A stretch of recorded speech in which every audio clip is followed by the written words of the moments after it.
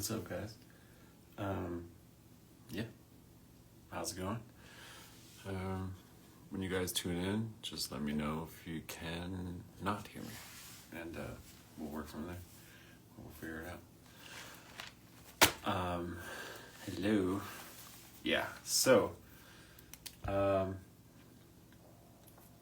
a little late, and ideally I want to do these on Wednesdays, but just the amount of data that I'm distilling down, I spend the week. So as soon as tonight is over, until next week, I am just compiling, distilling down work that I'm doing to better understand these concepts and then share them with you guys. Yeah. So what we've been doing for the last few weeks has been talking about the subconscious. How the subconscious is only our unconscious when we are not aware of it, when we don't operate from working with it. So when you bring light or consciousness to the unconscious, then it's just your subconscious. For the sake of story, for now, you can't make the subconscious conscious, right? Because then it's this conscious and then it's no longer the subconscious, but you always have a subconscious, right? You need to back up the background programs operating at all times, and that way you're not part of it, you're not paying attention, right? If you're the CEO of a company, you don't need to know what's going on in the mailroom. This is none of your business, right? Cool. So, because we're building foundations of understanding how, not only how reality works, but how we create and co-create our own realities.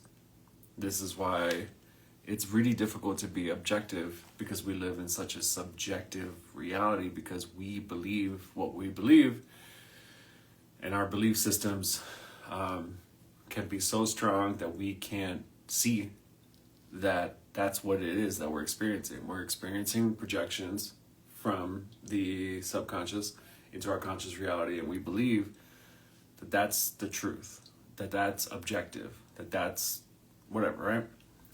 Not whatever, but it is whatever. Once you understand these things that I've been sharing with you guys for the last few weeks, and what I'm going to share with you tonight, and we're probably going to continue to do this before we even get into the conversation of magic, or in my what I'm doing right now, chaos magic, all right? And because by the time that you do go and get to the chaos magic part, where you are designing, programming, articulating, and performing these rituals, you're going to want to know the things that I'm sharing, because you don't want to hand a child a loaded gun, right? You don't want to give a child a gun, period. But you don't want to have a loaded gun if you don't know what you're doing, right? So this is us going to the shooting range and just take the things that I'm sharing with you guys, test it out for yourself, do your own research. I can only do but so much research, and everything that I'm going to share is still my own limited framework. The other thing that I've been realizing, particularly the last 72 hours while getting all this information that I'm about to share, is that the reason I have to distill the fuck out of this is because I am starting to integrate things that happened to me 10 years ago on massive, like excessive doses of psychedelics. Yeah. So as I'm doing all this research, as I'm compiling this work, as I'm writing all this stuff down, and ready to share it with you guys, I'm going through understandings that I did not have before. That's crazy work, right? Like, that's wild to even imagine that it's been 10 years and I'm starting to have a more refined understanding and answers to what the fuck happened to me 10 years ago. It's a lot. It's a lot. So now that we comprehend the subconscious, let's move forward to how we interface how is it that we interface with reality at all times, right?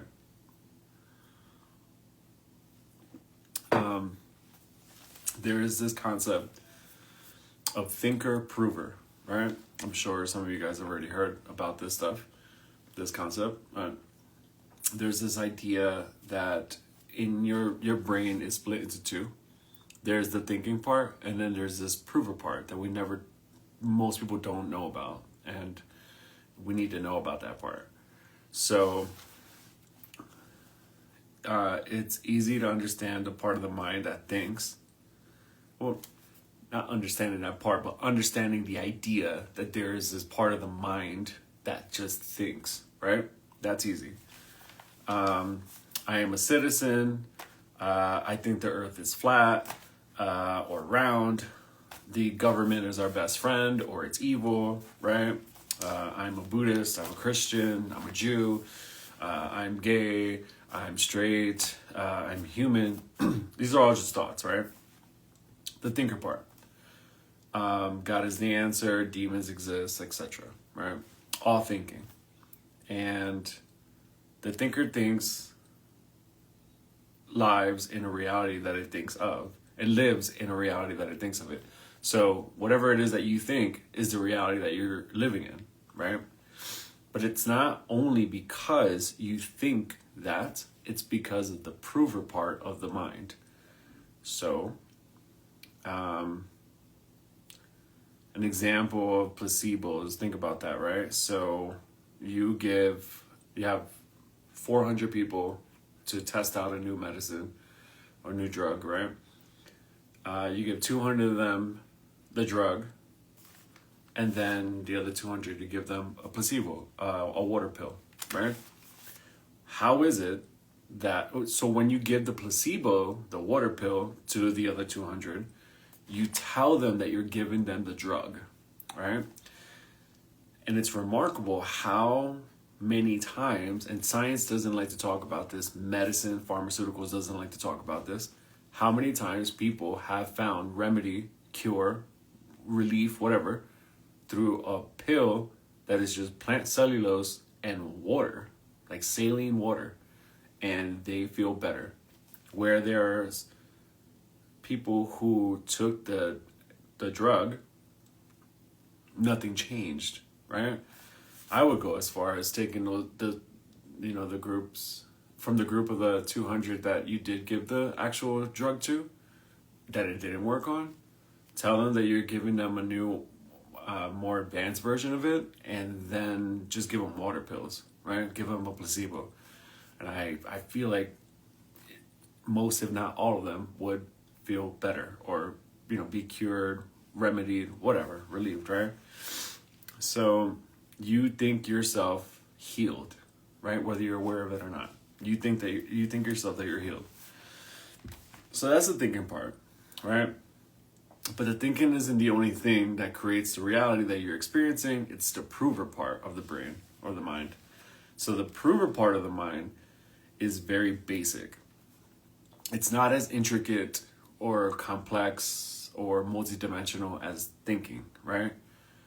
The prover just takes all that massive data from the thoughts and it simplifies it as well as possible and then projects into the reality, so that's what you see, right? So the prover is a part of the mind. It is a part of the mind that is very basic. It proves what the thinker thinks. That's all it is. That's all it is. That's its job. It doesn't do anything else. It doesn't wonder about what it is that you're thinking. It doesn't use discernment. It doesn't use intuition. It doesn't do anything like that. It's a mechanism. It's very mechanical.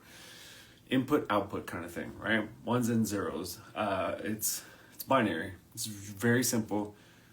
It's not going to disagree with what you're thinking. So the thinker part of you is the part that you need to be thinking about, because the prover just follows along with whatever it is that you're thinking. That's it. And this stuff will test you. What I'm sharing right now, it can be testing if you start to really conceptualize how deep can we go with these thoughts, or have we already gone when we like judge things, right? Judge actions of people, places, things, governments, whatever the fuck. our opinion about these things comes from a thought, right? It doesn't matter about your opinion. What matters is that you have a thought that is generated from what you believe, and then the prover makes that your reality. Now, before I go any further, I was taking a shower today and it just like hit me. There's three types of realities. There's my reality, then there's y'all's reality, right? So everyone else's reality, which is also your individual, right? But there's what I am experiencing, so my reality. There's the one that you are, and then there is reality itself. That one's interesting because you can't truly see reality for what it is, because if you have a mind, it means you have a soul, you have a body, right? The mechanics have to play by the rules. You can't separate those two unless you die. So you have to lose your body and then you lose your mind. But if you lose your mind, you no longer have consciousness, right? So what is actually subjectively or objectively reality itself? Not gonna go there.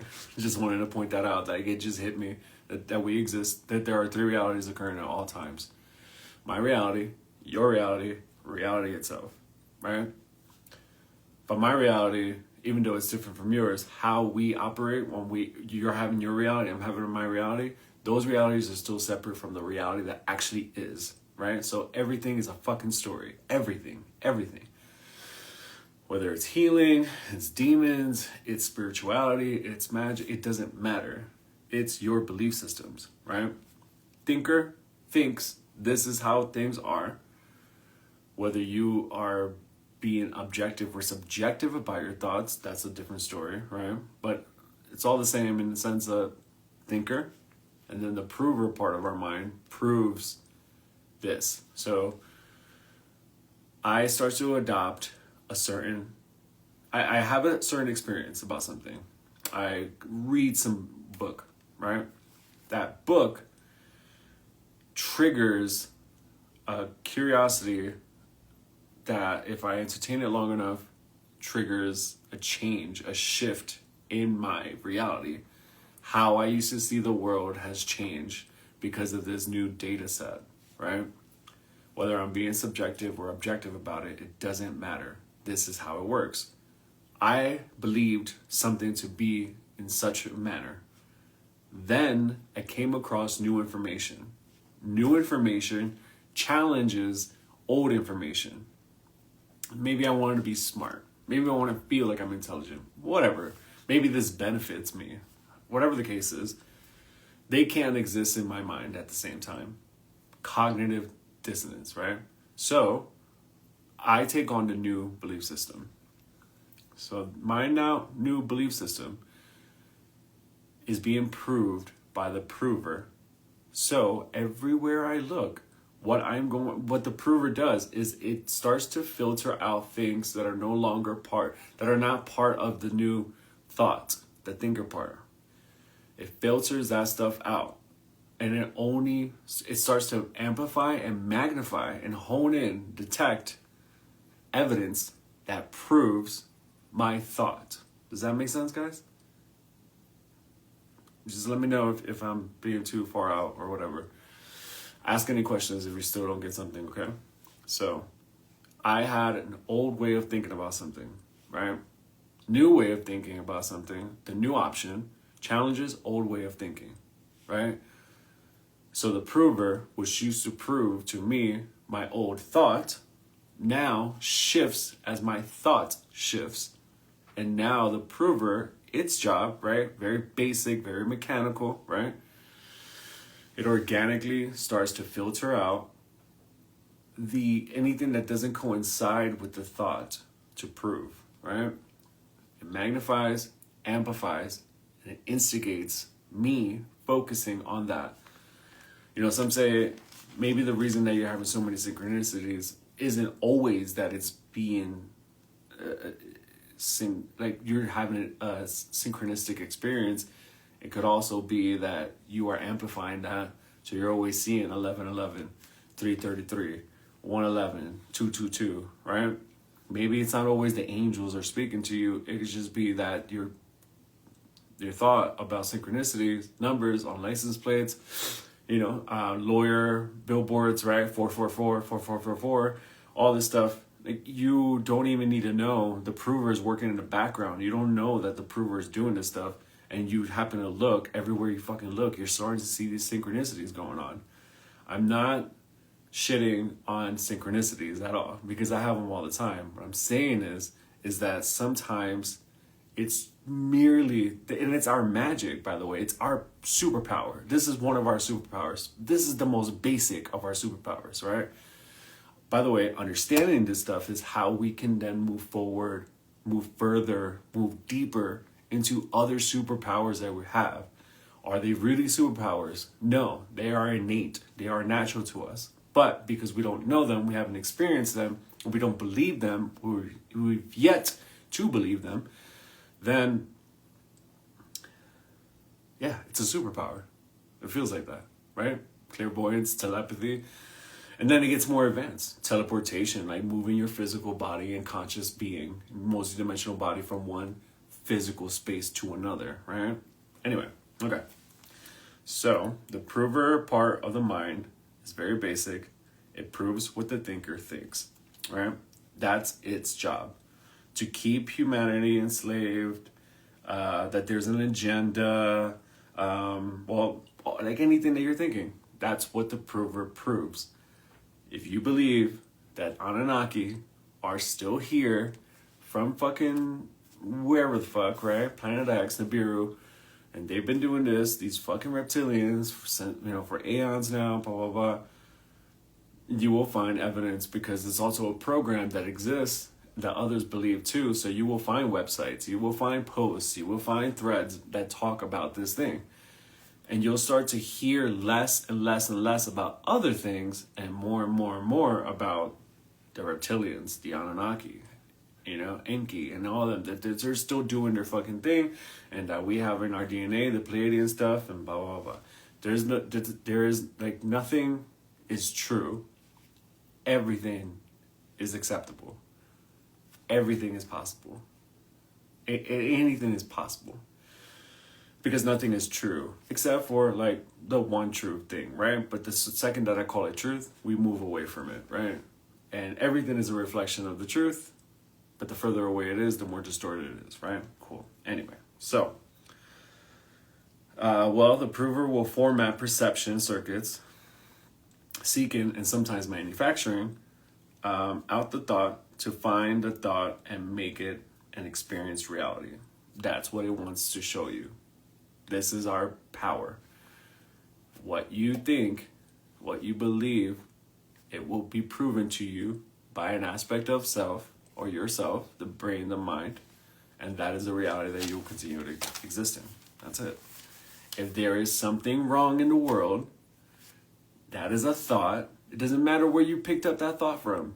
Whether you did some ayahuasca and, the Aya, demon, lady, goddess, creature, weird thing fucking told you that the rivers need saving, that the planet is dying, that all this shit is happening, It doesn't matter if it came from you or if it came from outside of you. If you think it, you will prove it. And if you prove it, that is what you experience. That's it. This is how we live in our own paradigms. Okay? And our world is fucking chock full of infinite paradigms.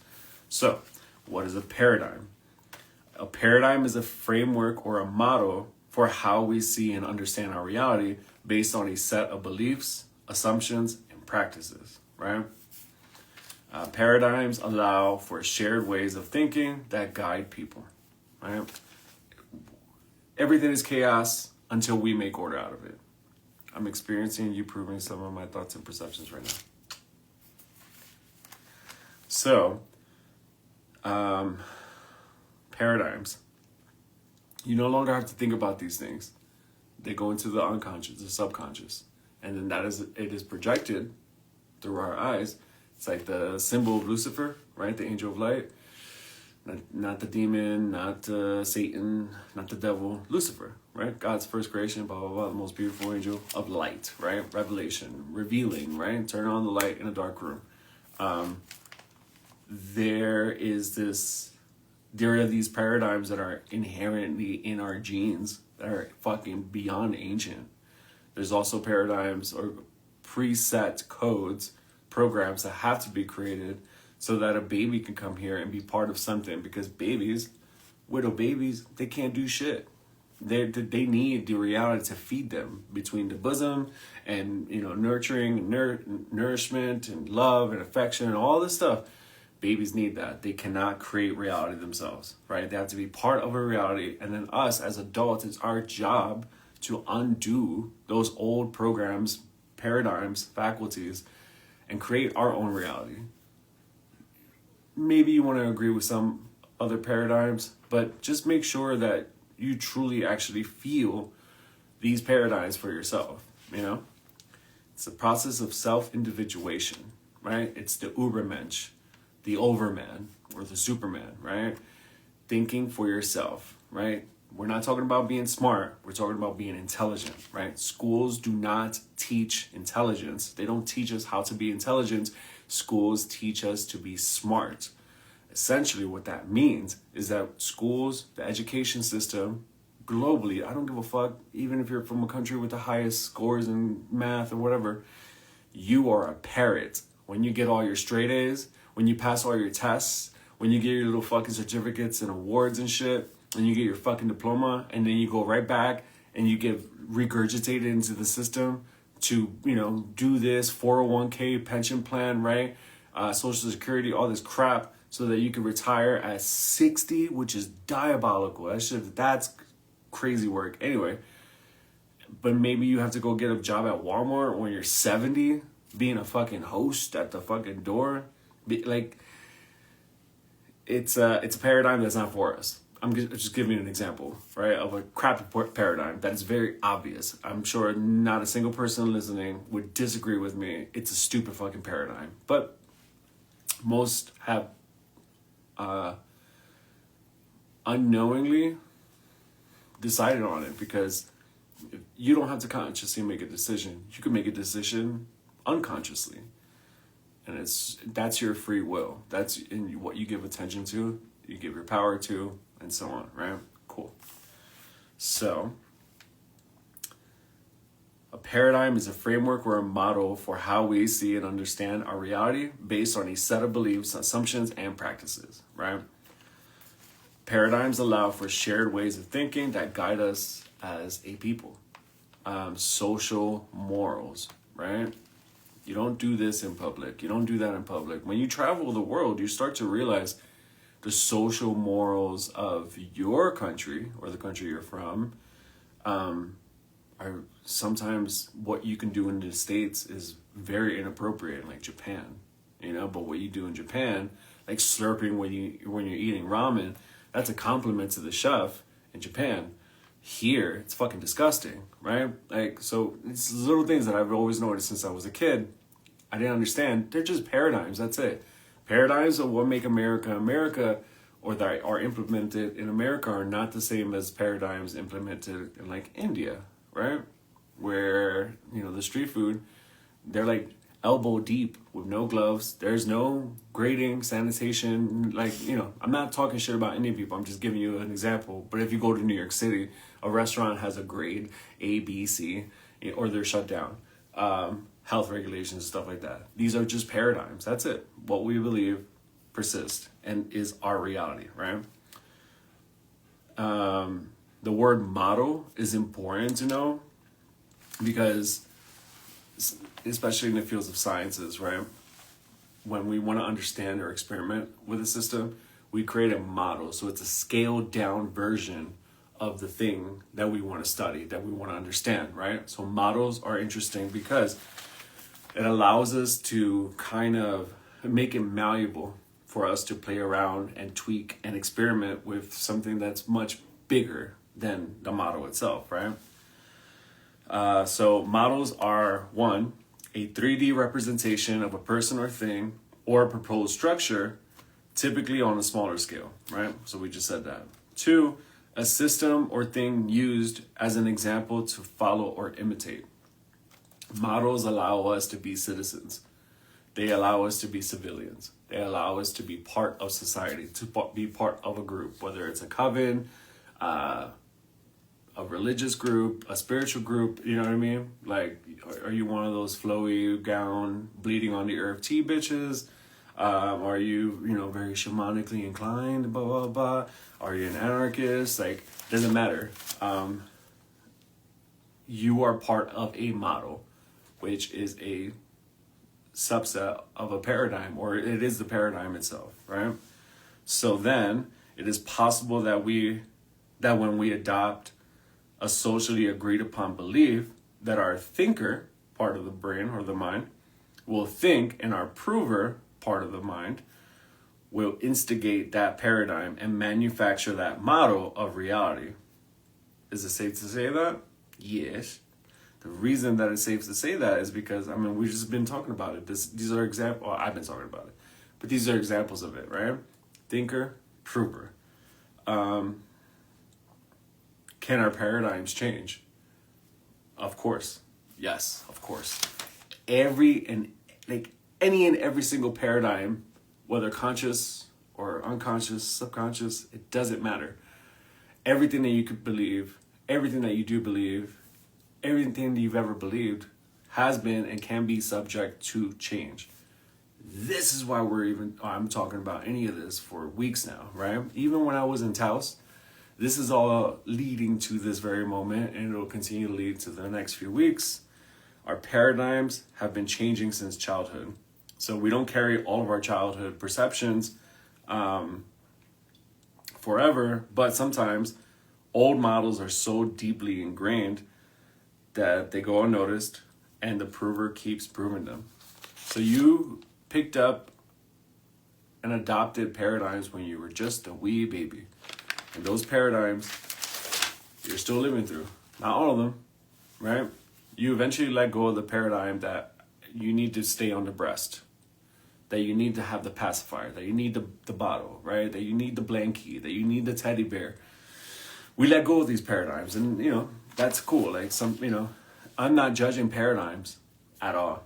I'm not scrutinizing them. This is just being very, very, scientific about it. I'm not choosing anything as right or wrong. It's just really fucking good to know these things, because this is how knowing is how we can then put to practice and experiment and make changes that are everlasting.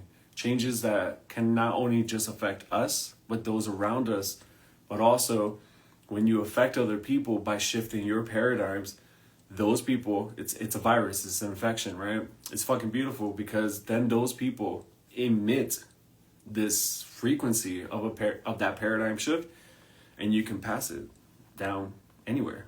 Those individuals, it's like a common cold, right? I have it. I walk into a room with 50 people. At least 4 people are gonna fucking get sick. Those 4 people will leave that room and get more people fucking sick, right? It's awesome. It's fucking beautiful.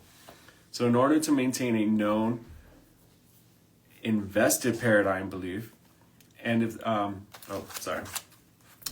the thinker changes its mind about a belief, the prover will change. That's what is needed to shift paradigms, right? Old paradigm, but you have the ability to zoom out from how you've been thinking. Try not to judge yourself, right? But be cool with the fact that this paradigm that you've been experiencing because of these thoughts that you've been creating aren't working anymore. So you can then zoom out, get out of the box, so you're not so tangled up in it, and you don't take personally the fact that, I don't agree.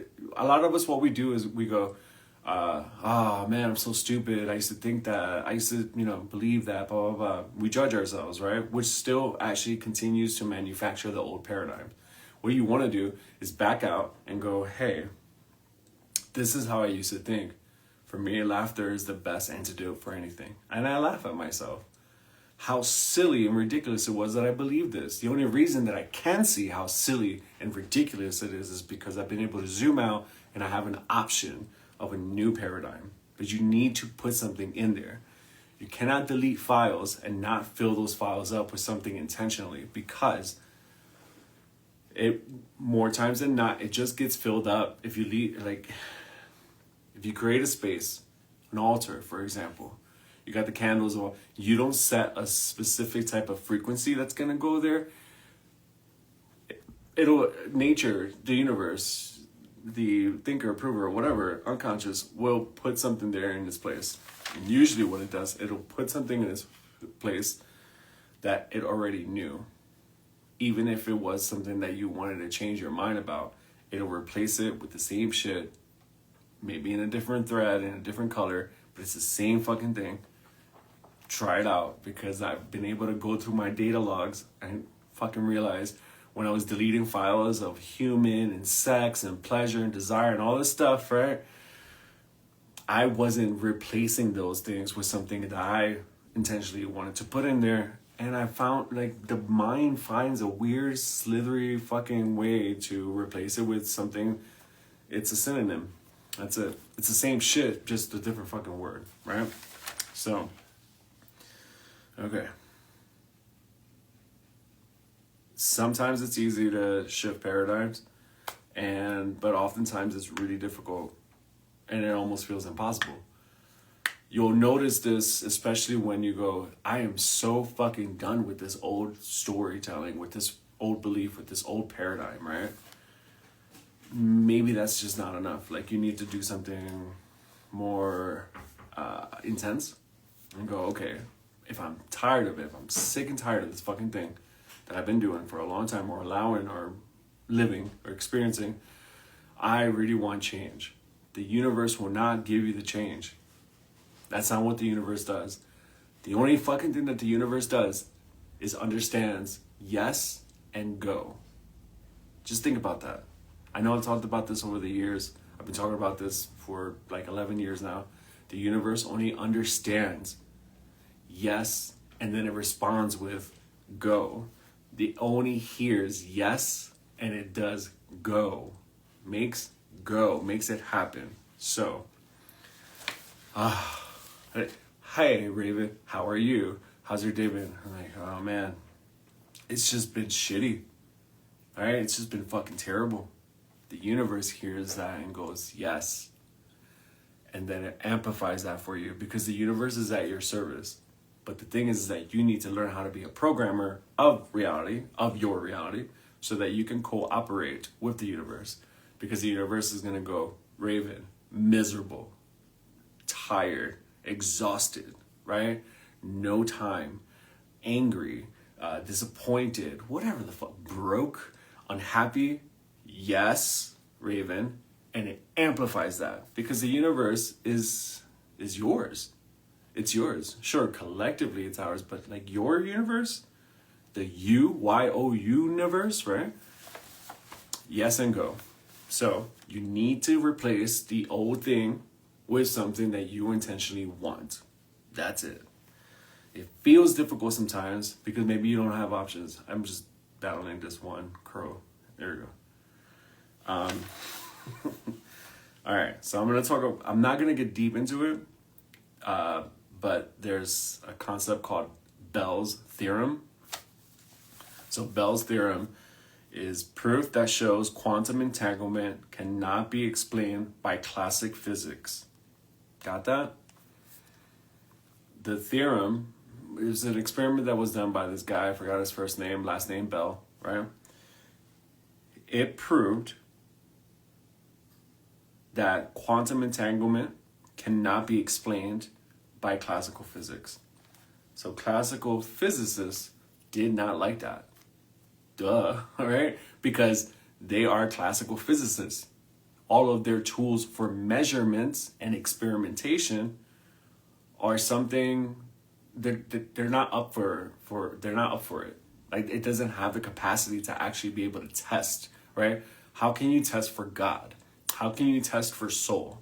You can't use classical physics, because the measurements, the tools, the rulers, the equations, they're outmoded. They're way out of our leagues, right? So as a classical physicist, I don't have the tools to actually measure something that's very abstract.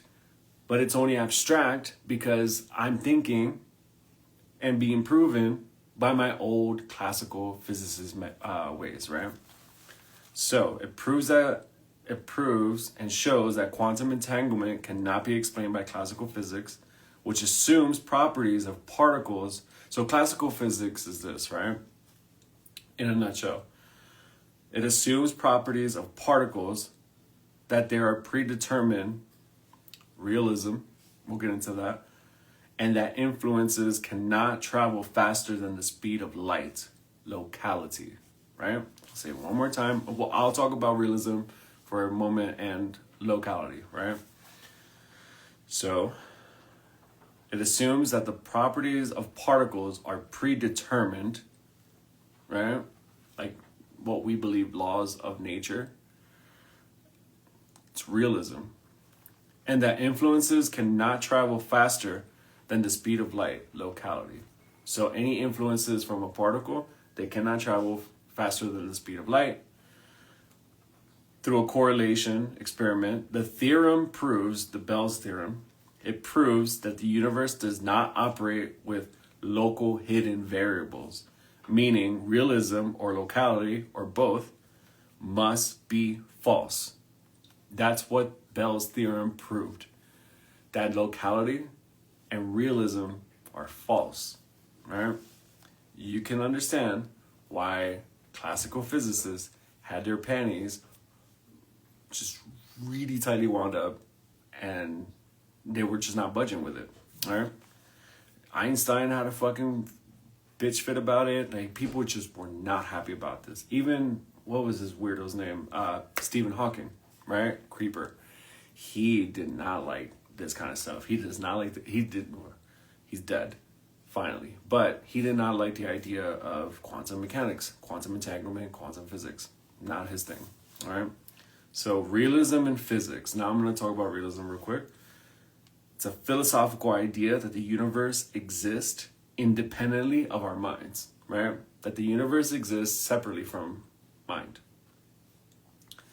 That its properties are definite even before they're measured, right?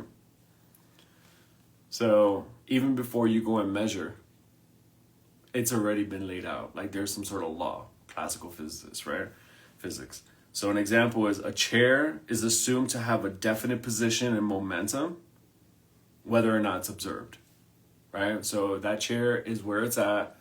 The volume that it takes up in time and space, its momentum, if any, everything has momentum, even things that are still, right? Because particles move. It's definite whether you are observing / measuring it or not, right?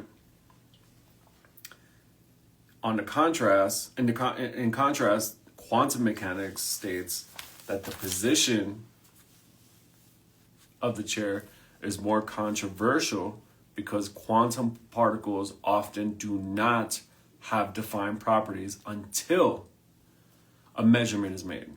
So in quantum mechanics, that chair that we were talking about, it doesn't have any definition. It's not definite until you go and measure it, right? So at the Higgs boson at CERN, they were looking for quarks and gluons. Well, you got a whole room of physicists looking for the same thing. You're gonna find it. Thinker, prover. They found it. But that wasn't small enough, right? Like, this is smaller than an atom, right? This is smaller than the electron, the proton, the neutron, right? They believe that there's something smaller than that.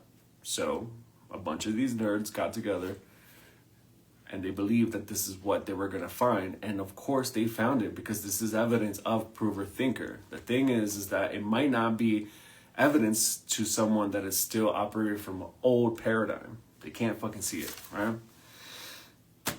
Cool. Locality.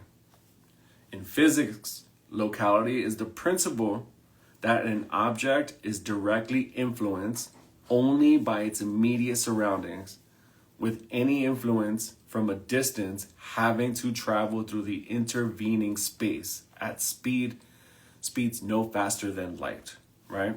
In contrast, quantum mechanics challenges this principle through phenomena like quantum entanglement. I don't know, quantum, where entangled particles appear to influence each other instantaneously, regardless of their separation, a concept known as non-locality. Classical physics, locality. Quantum physics, non-locality. Things affect each other even if they're not near each other. That's awesome to think about. I know, I'm the nerd, and I make fun of nerds, but I'm making fun of myself, but I also really, this is the paradigm that I live in. And quantum mechanics, quantum physics itself has been able to allow me, it's given me permission to understand all the crazy shit that I came across 10 years ago on psychedelics. It's much more grounded now, and I'm grounding it even more to be able to do something, right? So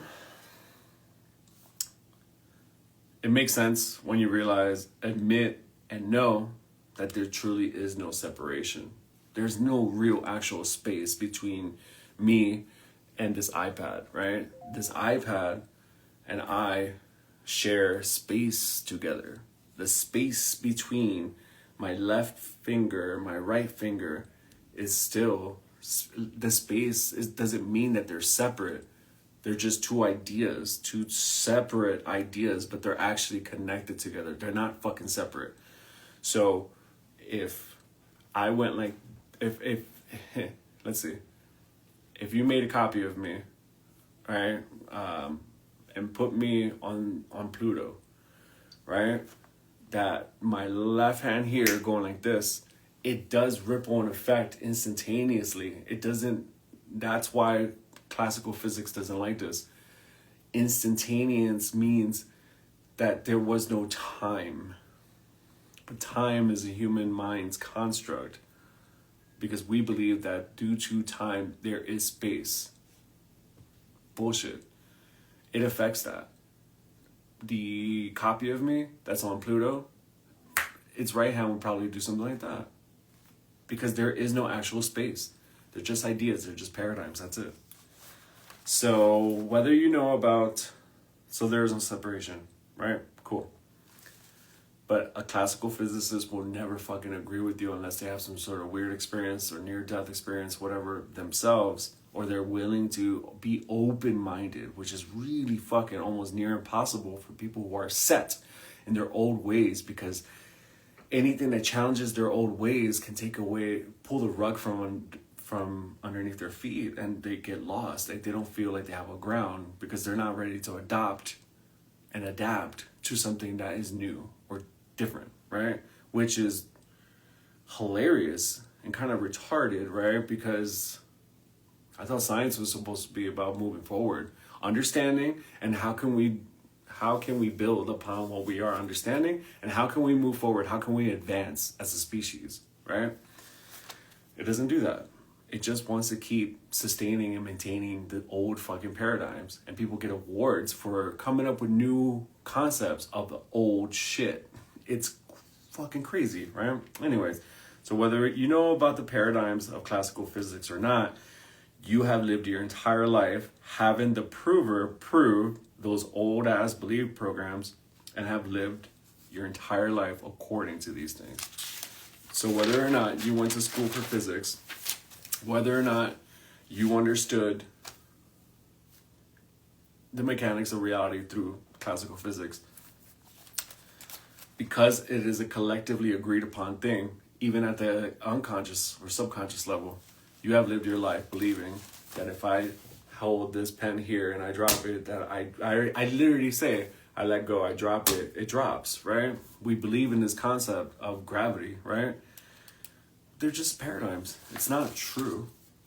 And because you're being subjected to school, you're taught this or similar things in science as a kid, but you're marveled by everything, right? Well, look, the helium ball, it defies gravity, and the other thing doesn't, it goes along with gravity, and blah, blah, blah. These programs have been going on for so long, we still live by them. You agree to them because you don't want to be weird. Kids, the oxytocin, the tribal fucking bullshit. We don't want to be individuals. We want to be part of the thing that's going on, right? It's like the newest fad, right? But it's a fad that never fucking went away unless you make it go away, right? So, because we have to understand how we manufacture reality, our own reality, and we also affect other people's realities. We have to understand that these things function via the thinker-prover mechanics. And by knowing this is how we can not only self-reflect, take responsibility for our own experiences, but we can also begin the quick process of healing, thus letting go of everything we believe and actually start creating / seeing direct and tangible changes which can be everlasting. Thinker-prover, right? We're going to keep it really, really short this week because just this thing was rough. I mean, I'm sharing with you guys a very small fraction of how much I already got from this whole thinker-prover thing because I needed real-world examples of this stuff, right? I want to tell the story completely, like, linearly correctly, but there was some Einstein, right? The theory of relativity, blah, blah, blah. He had these theorems that he worked on, and his equations kept coming up with the same response. So, paradigm, thinker-prover, he adopted it, he believed it, that's what it was. But he was fucking around, and then he found out an equation, and he almost didn't want to talk about this equation, but he did because that's his job to share with the world. He did not agree with this equation.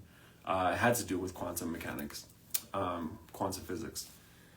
I think it took the motherfucker like 20 years or something because so many other physicists were like, yo, no, listen, you're onto something.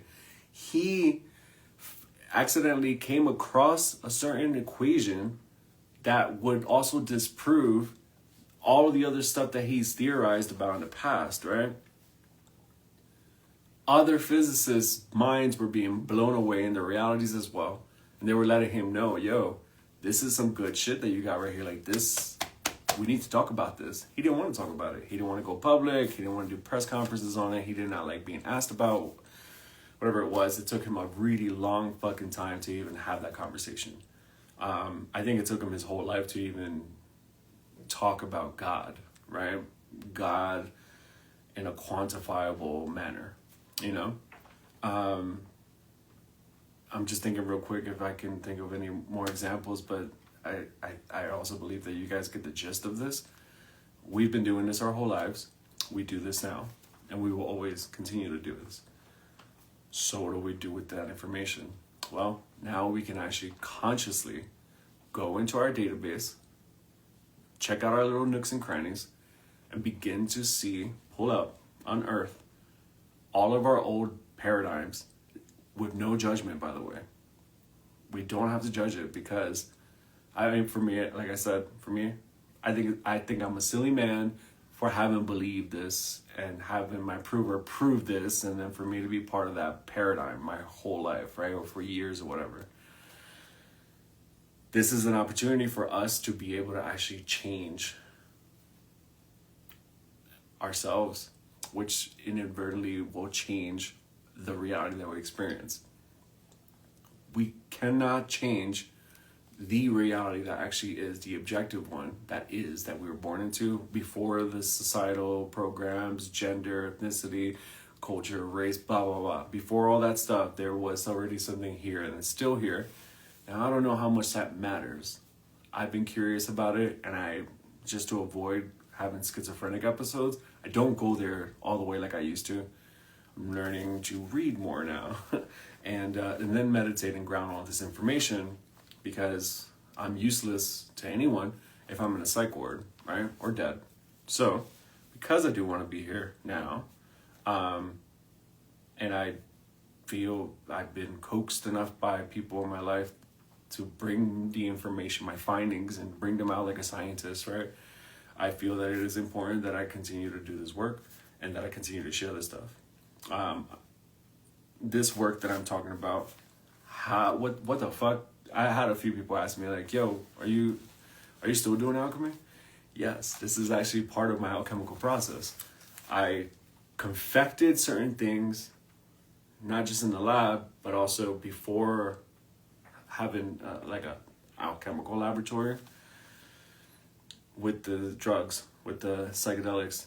I came across information that I'm still learning what to do with, right? It's like I confected the Philosopher's Stone on a shit ton of LSD. That was such an abstraction. It was so fucking alien and foreign, yet it resembles something that I understand. Like I felt like this is the thing. I'm learning now what it is that I remembered. I had to go to sleep just a little bit. I took a nap for like 10 years because it was too much. I couldn't sustain friendships. I couldn't sustain a relationship. There was no way I was gonna get married to the love of my life. There was no way I could continue to like have a home and have cats and have friendships and sustain anything, like be healthy, treat my body different. I couldn't do any of these things unless I opened the door, boom, it just exploded. It was a nuclear fucking hydrogen bomb. And I'm recovering from that. The part of me that's recovering is the thinker prover part. That's the part that's recovering from that, because I need a new thought, but I already have like lists of thoughts that I can now begin 10 years later. I can begin to entertain. And cognitive dissonance is not a place that I care to live in, so I don't have to put a lot of effort. I just have to allow myself to let go of the old, because I'm so thirsty and so keen and intrigued and entranced and attracted to the information that I garnered 10 years ago that is still applicable now. And I'm fucking learning about myself. I'm rediscovering what I discovered. And this is why I'm doing this stuff. Thinker Prover, really fucking awesome, really important mechanic to understand about how our minds work so that we can change ourselves. We can't change the world, and you can't change people, but you can affect, you can influence, but not by dark psychology or anything like that. You can do it just by doing it with yourself, because there is no separation. You are an aspect of me that's waiting for me to do this crazy shit with the psychedelics and all this stuff and the chaos magic, so I can show you guys, and I will show you guys of time, results to experiments. It affects you. It can influence you. Not that I'm an influencer, but we all are at the same time, so that you can do the shit yourself too. But I don't want to hand you guys a loaded gun, and I'm being very conscientious about playing with loaded guns myself. So, that we're gonna cut it there. I don't want to go any deeper because I really feel like I'm still digesting Thinker Prover. I've been reading about this stuff for weeks, rereading the same chapters, and I'm telling you right now that when I think that I got it, I let go of the books for a few days, I come back to it, and I realize, like, did I not read this chapter? I did. I definitely did. Just giving your mind time. That's it. It's like a healing process. Let things scab, you know what I mean? Let it, take off the Band-Aid, let it breathe, so it can do, platelets, plasma, right? Callus. This is what I'm doing. So we're going to cut it here at Thinker Prover. Next week, juicier stuff. This is juicy. This is the really good shit. But next week, we're going to go a little deeper.